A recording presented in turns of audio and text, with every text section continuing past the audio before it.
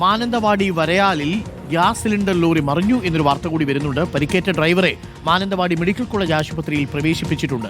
മംഗലാപുരത്ത് നിന്നും കൽപ്പറ്റയിലെ ഗ്യാസ് ഏജൻസിയിലേക്ക് സിലിണ്ടറുകളുമായി എത്തിയ ലോറിയാണ് മറിഞ്ഞത്. ലോറിയിൽ 380ഓളം ഗ്യാസ് സിലിണ്ടറുകൾ ഉള്ളതായാണ് നമുക്ക് ലഭിക്കുന്ന വിവരം. ദീപക് മോഹനുണ്ട് കൂടുതൽ വിവരങ്ങളുമായി. ദീപക്, സിലിണ്ടർ ലോറി മറിഞ്ഞു, അവിടെ ഫയർഫോഴ്സ് അടക്കം അവിടെ എത്തിയിട്ടുണ്ട്.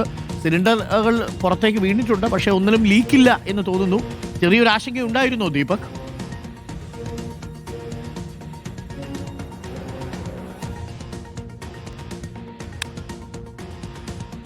പരിക്കേറ്റ ഡ്രൈവർ മാനന്തവാടി മെഡിക്കൽ കോളേജ് ആശുപത്രിയിൽ ഇപ്പോൾ പ്രവേശിപ്പിച്ചിട്ടുണ്ട്. ഗ്യാസ് സിലിണ്ടറുകൾ കയറി വന്ന ലോറിയാണ് മറിഞ്ഞിരിക്കുന്നത്. ഭാരത് ഗ്യാസിൻ്റെതാണ് എന്ന് തോന്നുന്നു അല്ലേ?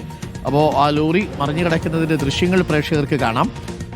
പക്ഷേ ഭാഗ്യത്തിന് വലിയ ലീക്കൊന്നും ഉണ്ടായില്ല. ദീപക്, ലീക്കൊന്നും ഉണ്ടായിരുന്നില്ലല്ലോ? ചെറിയ ആശങ്ക ഉണ്ടായിരുന്നോ പ്രദേശത്ത്?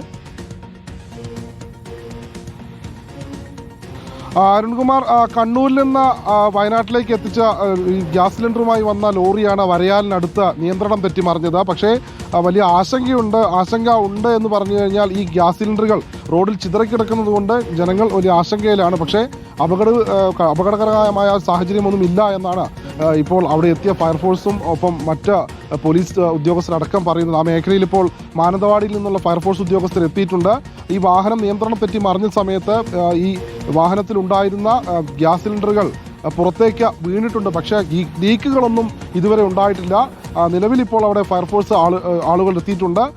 ചെറിയൊരു വാഹനം എത്തിച്ച് ഈ മറിഞ്ഞ ലോറിയിൽ നിന്നുള്ള ഗ്യാസ് സിലിണ്ടറുകൾ മാറ്റി അവിടെ നിന്ന് കൊണ്ടുപോകാനുള്ള ശ്രമങ്ങളാണ് ഇപ്പോൾ നടത്തുന്നത്. അരുൺ, യേശ്, ദീപക്കാണ് വിവരങ്ങൾ നൽകിയത്. വലിയ ആശങ്കയ്ക്കുള്ള സാഹചര്യമില്ല.